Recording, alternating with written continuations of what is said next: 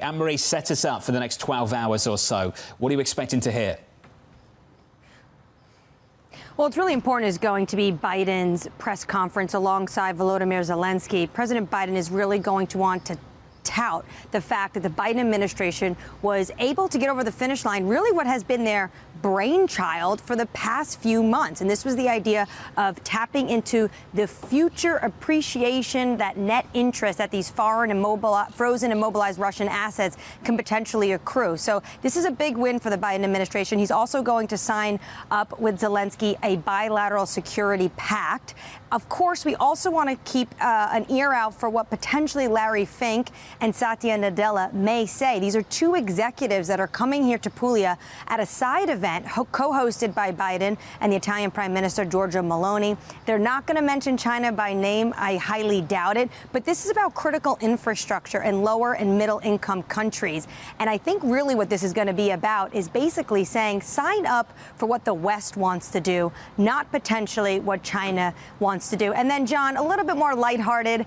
Potentially the fanfare, though, won't be light. I'm interested to see, although Biden is skipping tonight's dinner with G7 leaders, I'm interested to see what Meloni decides to put on the menu, but he will be at tomorrow's G7 leaders dinner. Talking about Giorgia Meloni and how she's really leading this, how much has the tone changed from prior G7s, just simply because she is representing a sort of different swing in the voter base based on where the existing politicians, where they have been representing?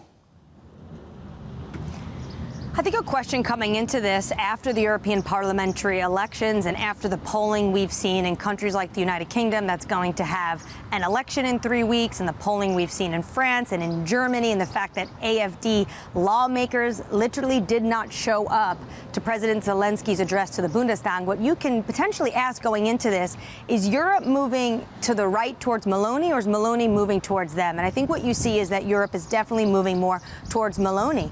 As John said earlier this week, this G7 is Meloni's G7 in so many ways, because you have a number of leaders coming here as lame ducks that do not have the backing at the moment of their electorate, and potentially, in as soon as 3 weeks, may be out of a job. There's a great headline on Politico today. 6 lame ducks and Giorgia Meloni meet the G7 class of 2024.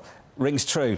Annmarie, let's have some fun. Let's talk about the menu. I was at a Macron event a couple of months ago, and there was no food. There was no food at all. There was just black coffee.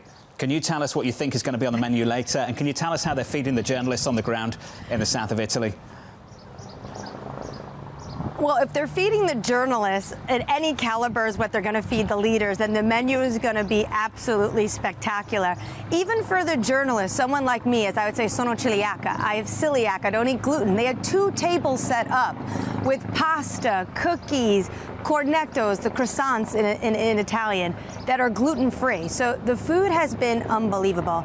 I'm interested also in the wine list. I don't know, John, do you think they're going to go Negro Amaro? Are they going to go Susu Mignello, Primitivo? We'll have to see. But I will say this, the Italians are definitely showing up on the hospitality front better than any G7 I have attended. If you're confused, this is not Bloomberg TV. This is the tourism board for the south of Italy. AMH from the G7. Annmarie, thank you.